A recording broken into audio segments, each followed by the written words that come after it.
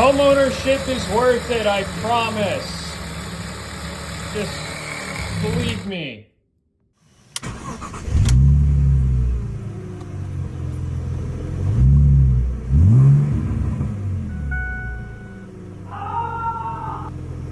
Ah, yes, the joys of homeownership.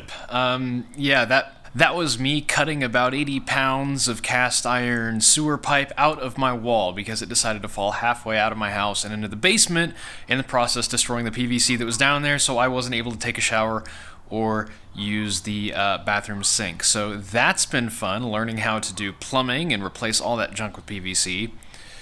Yay. And then a day after that happened, I came out here and I fired up the Ducati.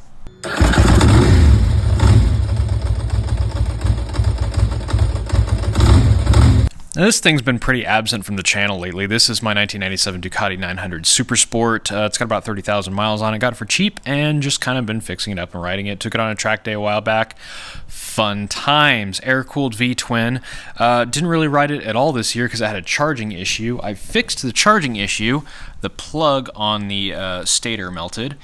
And so I took it out for a ride the other day around the block. Went about 4 miles. And towards the end, I got on it a bit and was greeted with unhappiness. The front jug just kind of left the chat entirely. I came back, did a quick compression test. 10 pounds of compression. So this jug is toast. And I'm not entirely sure what happened, but all this oil down the side of the engine has me thinking that if we just pop off these covers,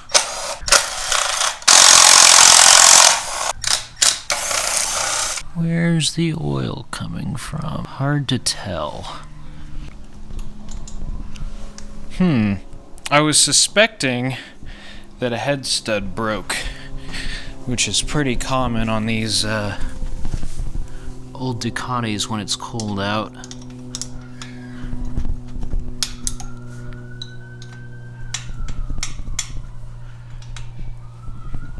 Nope, does not appear to be the case. Well, I'll have to do some more diagnostics on this when I have a little bit more time. I basically need to put that front at top dead center on the compression stroke, pump it full of air, and see if I hear it through the carb, or through the exhaust, or through the oil fill hole, or out the side of the case somewhere. And that'll tell me if I have a burnt valve on the exhaust, a burnt valve on the intake, or just the valve not sealing correctly, if there is a hole in the piston, or what have you. It happened at high RPM. I'm guessing that something in the head's going to have to come off. I think there's something very wrong in that head. Fortunately, the front jug is extremely easy to get to, and that I don't think that'll be an engine out thing. Also, it's the easy one to get the timing belt off of. My other two-wheeled thing, the one that I built, working great. This is a cheap Amazon little mini bike with an Amazon 2,000 watt electric motor, controller, and the 12C battery out of a Honda Insight. This would be one sub pack out of a full lithium pack for a 2020-ish Honda Insight. Wired it up to a BMS. I'm going to be doing a bit more with this. I like the EV stuff. I bought some more things for this. I actually bought a different battery. I'd like to get a different controller, try out some different things with this. In preparation for eventually I'd like to do a fully street legal EV conversion of some type, and this is as good a test bench as any for learning how to do that. Mountain bikes, those still exist. The kayaks, those still exist. The electric mower still exists also. Actually, this thing uses a 48 volt architecture, I believe, so I could probably use that Honda battery to power my lawnmower. That could be interesting. Over here in my used car lot, we have the Honda Insight, still wrecked.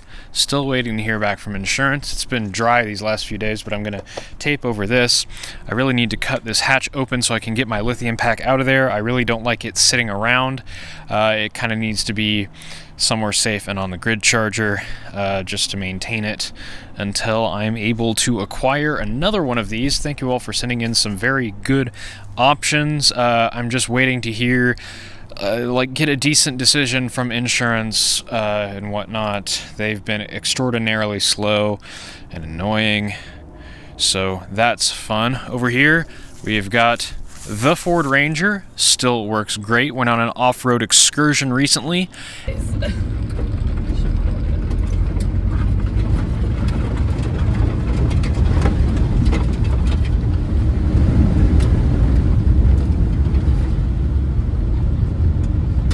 And it did just fine. I mean, it's two-wheel drive open diff on street tires.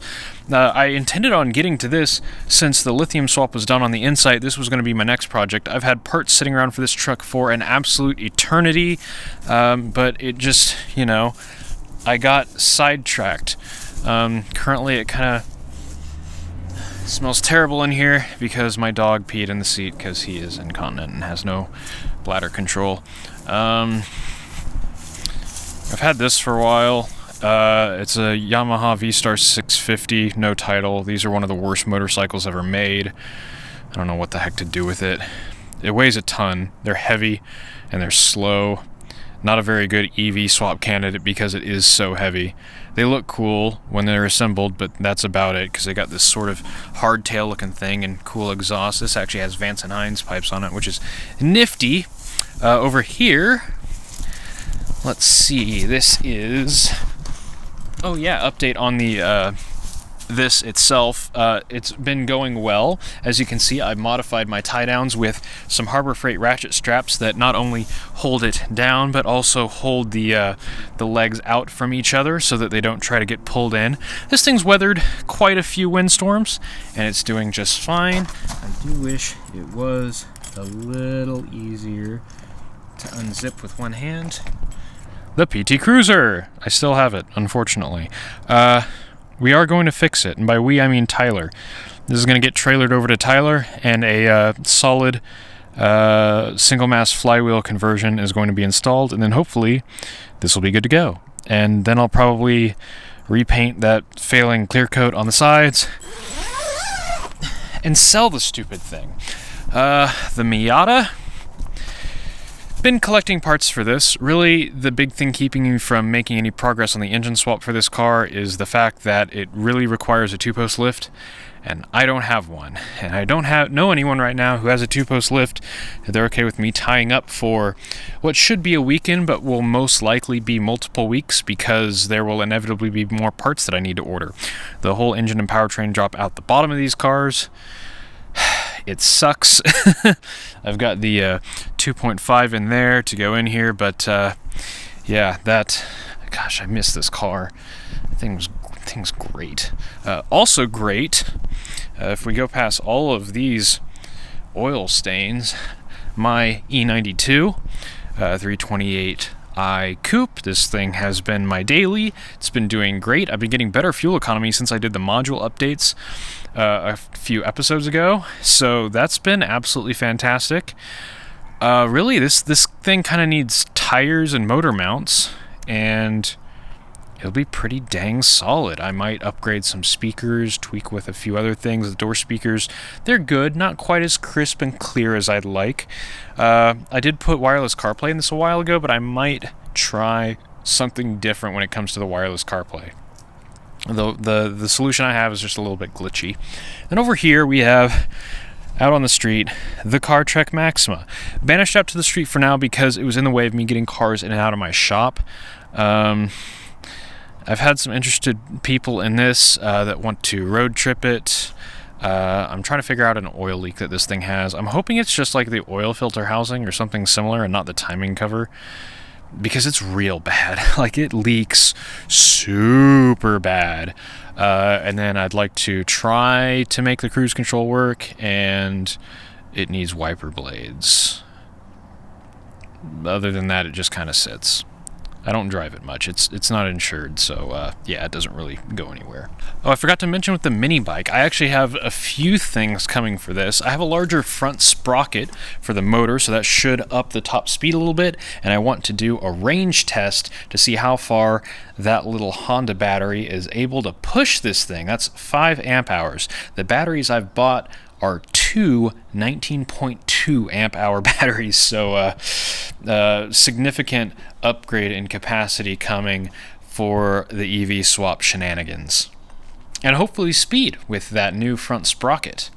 And hopefully speed again if I get a new controller. So that's everything that's going on. Stuff just keeps breaking. My house and the Ducati. So that's a lot of fun. Hopefully I can get that plumbing done this weekend if my motivation holds out, and I don't know what's going to happen with the Ducati because videos on that thing never do well. Kind of messes up the economics of actually fixing it when I can't also make videos about it, so we will see. I do have a whole pile of parts to go on there. Old man handlebars and stainless steel brake lines. I actually sold the Goldwing a while back, if you remember, and all that money just bought brake lines and handlebars for the Ducati, because Ducati parts are expensive. Very expensive. Well, that about does it. If anyone has any ideas on any of these cars, or if you want to see more EV stuff, less EV stuff, let me know. I have quite enjoyed messing around with electrons, and my back enjoys how easy that is to do at the moment. Thanks for watching.